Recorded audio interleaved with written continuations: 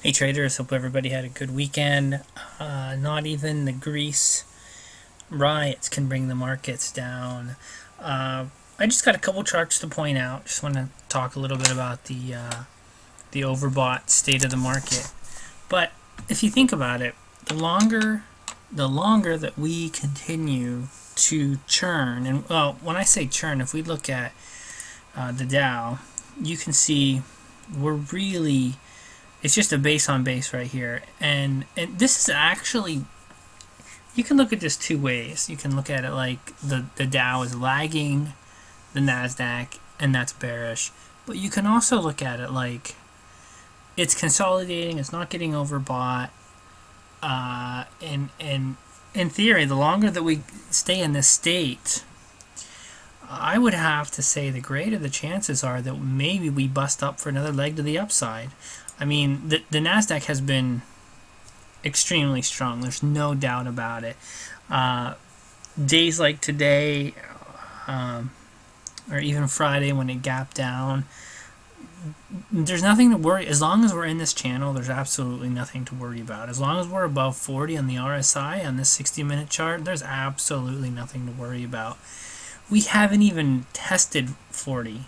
The lowest we've gotten was like 43. This is an extremely strong market, and not one to be shorting, trying to pick a top. That's a loser's game in my opinion.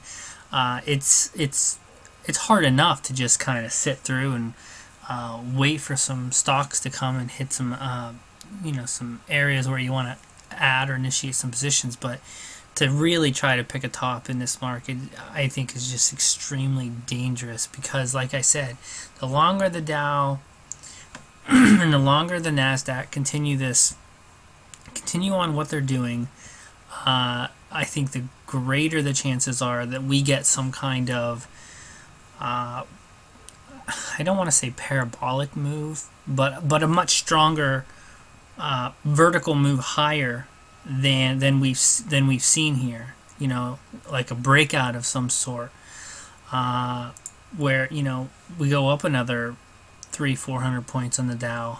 I'm not projecting that right now. I'm just saying, as long as we stay in this state of not overbought, this consolidation of the Dow, the greater the chances are that this is probably going to bust higher. The only other chart that I really wanted to show you was chart of the Dow, the Nasdaq with the with four major indexes behind it: the TSX, the FTSE, the Hong Kong, and the DAX. And this just really paints the picture of how strong the Nasdaq has been relative to some of these other markets. I mean, we're hitting we are hitting new multi-year highs on the Nasdaq, whereas you look at, like, this is the Hong Kong lag. This yellow one is the DAX. It's probably actually the FTSE is probably strongest of these markets.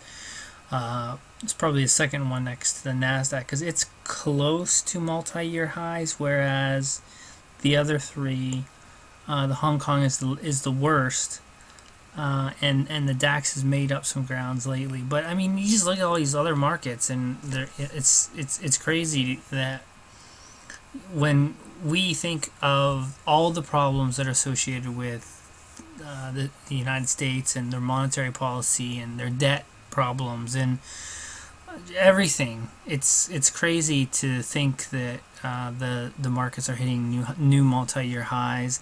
So I just wanted to point this chart out. I thought it was significant. I don't think that when I took a look down here at the ADX, the ATR, it's still declining, so I don't view this as a strong move higher. I would have liked versus here. Like, I like to see the ATR start from a really tight period consolidation. I view this as like a counter trend, so this is going to be interesting to see how this plays out and when this gets down there, and I'll do an update on that as well. But alright guys, take care. Enjoy the melt up that we've been experiencing. So talk to you later.